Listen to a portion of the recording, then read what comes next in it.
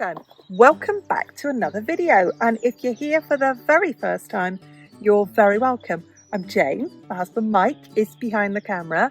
We're British, early retirees, got no debt, paid off the mortgage, and we live a thrifty, frugal and money-saving life here in Brittany in northwest France. And every Sunday we bring you an aspect of our private lives.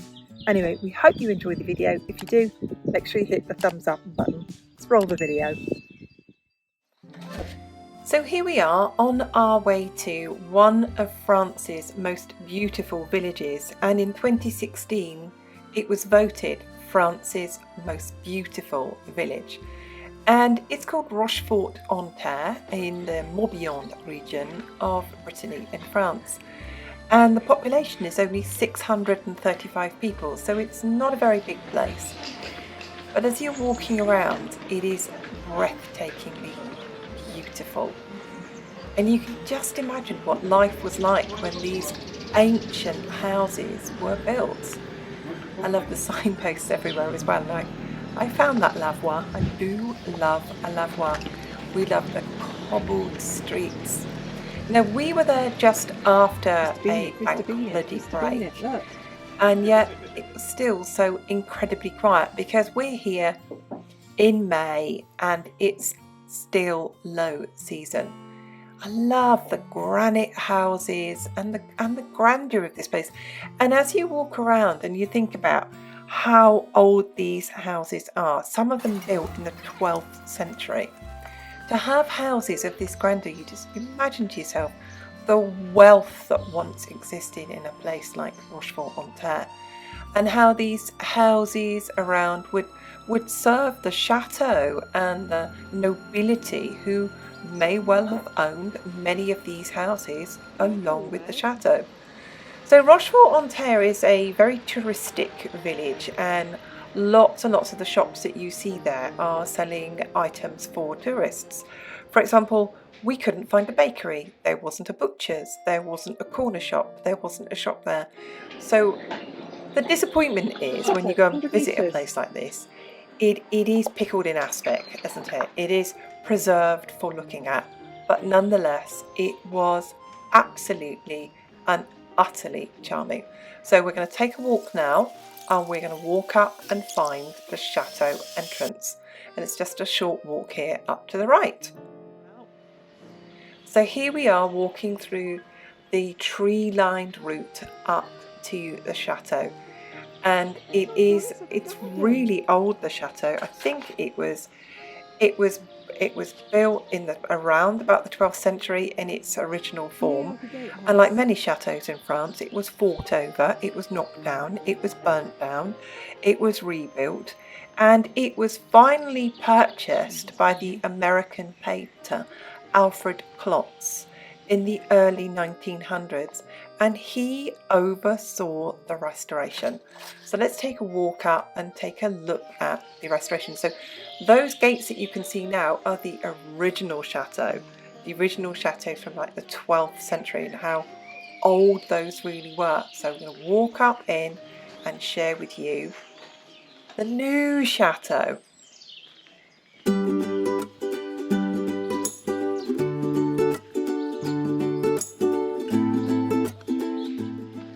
Take a glimpse. I love this moment. I walked through the arch and I got to see it for the first time. I love the turrets, I love the symmetry of it, I love the geometry of it, I love the steps leading up to there. And when I'm walking up to these places, and it's kind of what I would call a cozy chateau, I can imagine the families that have lived there generation after generation. Imagine those ladies taking a turn around the courtyard. It's really, really, really sweet and charming place.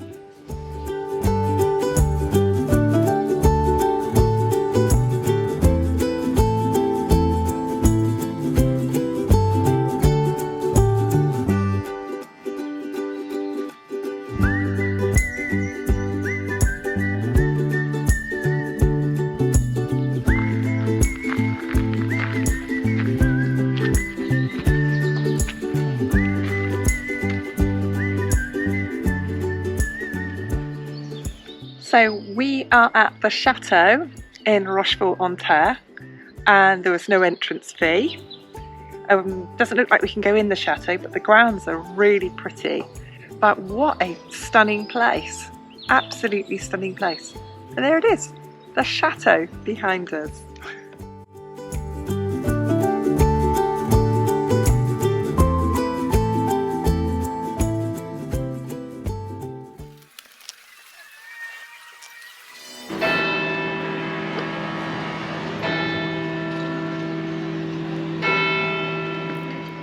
When I visit anywhere, I love the grand history, but I also love the small domestic history as well. And I can imagine ladies from the chateau and the surrounding houses with their wooden wheelbarrows bringing their laundry down to the local lavoir, the gossiping and the laughing and the chatting and the singing as they communally washed all their clothes and washed all their linens. Now it's all mucky and dirty now, but it would have been spotless in the day, and the water would have been kept clean as well. It would have been dredged and dug out and clear and soapy as they rinsed off their linens. And even now it just holds a real charm.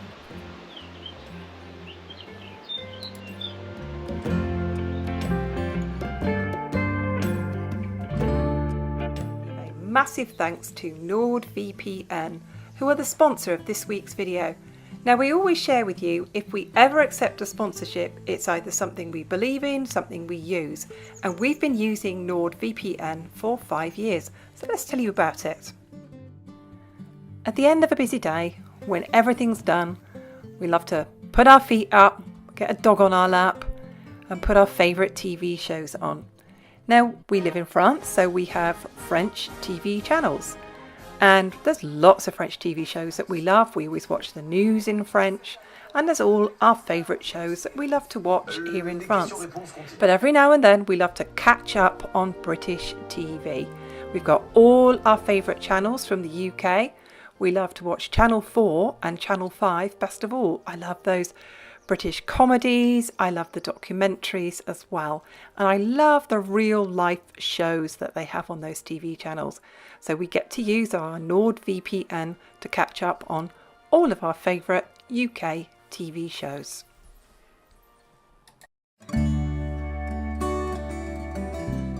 We do just about everything online, so online security is really important to us, and we've got NordVPN on all of our computer devices, whether that's handheld devices or on our laptops. And that's really important for us when we are doing our online banking.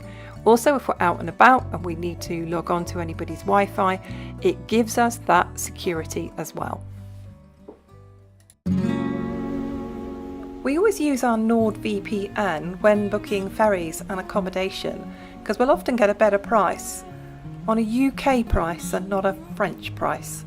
Now, NordVPN have an exclusive deal which is 4 months extra on a 2-year plan by using the link below, which is nordvpn.com/frugalqueen, and that link is in the description box below and in a pinned comment.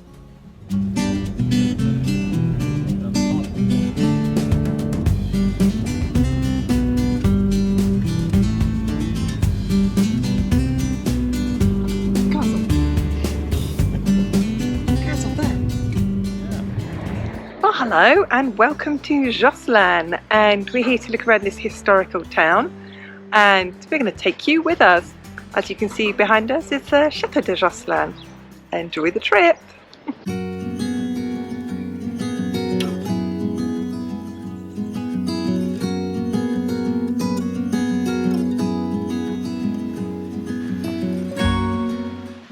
Left the car park and immediately I spied the local lavoir.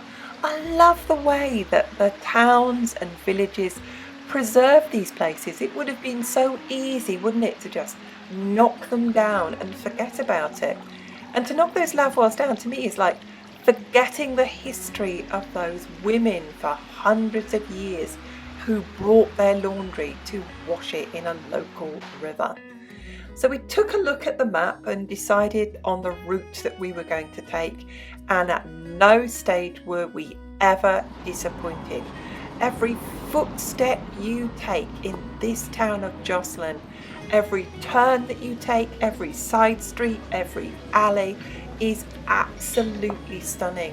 Those half-timbered houses, the cobbled streets, the church in the centre, the merchant houses, every single bit of it is worth stopping and looking at.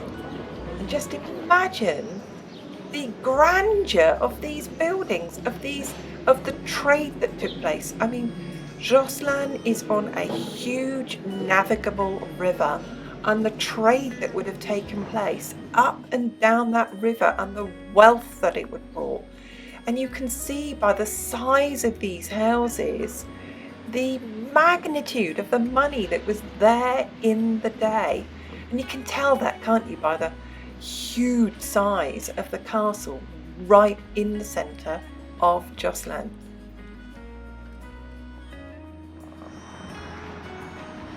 Now this is a private house. I have no idea how much it would cost to buy a house like this in Josselin, but it's going to be a lot. And I just had a sneaky gaze inside the gate. So we turned another street and we walked behind the church again. We walked through the town, and everywhere with these beautifully maintained floral displays. I love that incredible civic pride of these French towns. Of everywhere you go, you can see the taxpayers' money, you can see how clean it is, you can see how well maintained it is, and it is absolutely beautiful.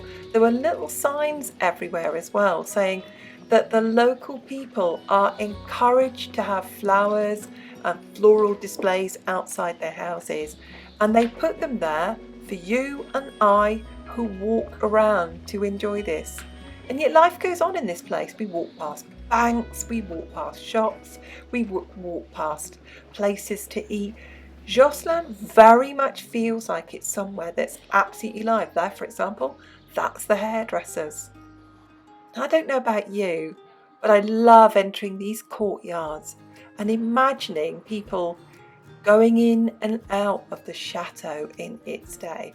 And I love this panning shot that I took here of this incredibly large timber fronted house. And I love that. You know, in its day, to get that red colour on those beautiful old houses, that they would have used ox blood.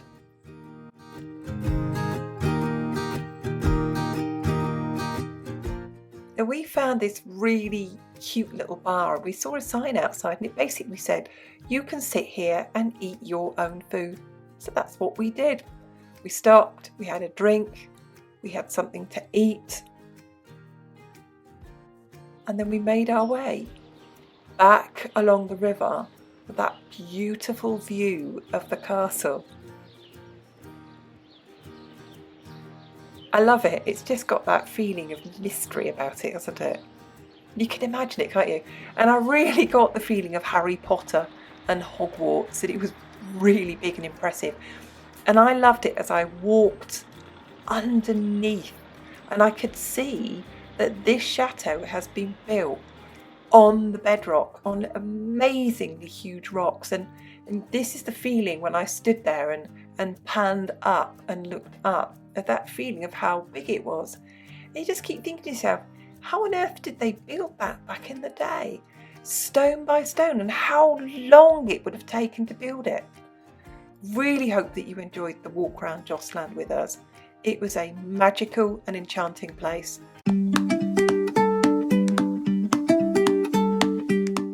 Thank you so much for watching. Thank you everyone for all your lovely comments, and we want to, on behalf of Mike and I, we really want to say thank you so much to everyone for all the lovely comments that you read. We really, really enjoy reading them, and we'll see you soon. Bye for now.